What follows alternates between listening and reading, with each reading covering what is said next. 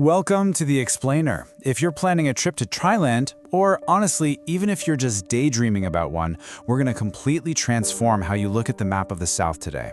We're breaking down a strategic guide to slow travel that will absolutely save you from the exhaustion most vacationers face. Let's jump right in.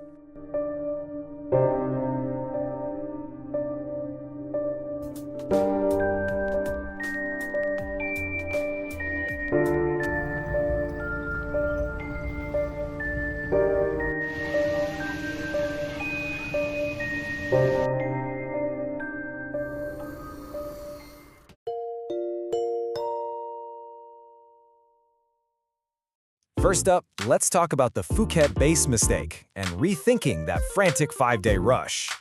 You know, so many travelers fall right into the trap of anchoring their entire trip in Phuket. But there's a quote that perfectly hits the nail on the head here. Southern Thailand makes way more sense when you stop treating every place like a day trip. Think about it. You literally cannot do this massive, stunning region in 5 rush days, bouncing back to the same Phuket hotel every single night. It leaves you utterly, completely drained. Let's contrast these two mindsets. The common way is basically a marathon. You base yourself in Phuket and try to rush through a 5-day itinerary. Actually, scratch that. Rush doesn't even cover it. It's a grueling grind of 6-hour transit days just to snap a quick selfie on an island before heading all the way back. But the smart way? That's totally different. You start your journey in Surat Thani and move intentionally across the south. No frantic zigzagging, just pure, uninterrupted exploration. Okay, so that brings us to the alternative, the smarter Southern Circuit, a truly strategic route.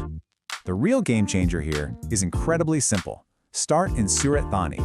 By doing this, you progress through the south without relying on domestic flights every few days. Surat Thani is your perfect gateway. Starting there creates this beautiful, linear path. No bouncing back and forth across the country, no wasting your precious vacation days standing in airport security lines.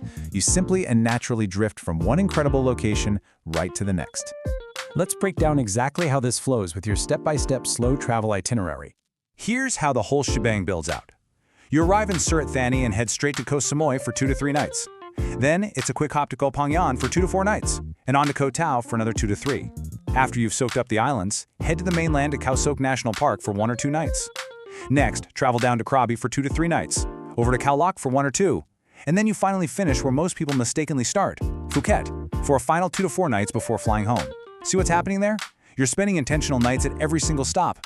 And this specific pacing works so beautifully because, well, it's actually realistic. It's calm, it's backpacker-friendly, and most importantly, it's actually enjoyable. Instead of that chaotic, quick, we only have 6 hours here mentality, you get to unpack your bags, you get to grab a proper local meal, and actually absorb the environment around you. Which leads us right to the best part, why slow travel wins, and the ultimate payoff you get. Traveling and staying overnight physically unlocks this incredible aesthetic. When you aren't sprinting back to home base, you get to actually live in those beautiful in-between moments. We're talking peaceful ferry rides, the fun of checking into unique hostels, and being fully present for spectacular sunrises, instead of being cramped in the back of a speeding minivan. You get those quiet, perfect morning coffee scenes overlooking the water. It's the aspirational travel experience we're all craving, right? So, I want to leave you with a question to chew on. On your next trip, are you going to just go somewhere for 6 hours, or will you make your stops truly intentional?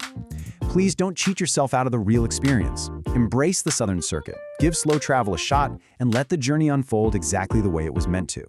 Thanks so much for joining me for this explainer, and I'll catch you next time.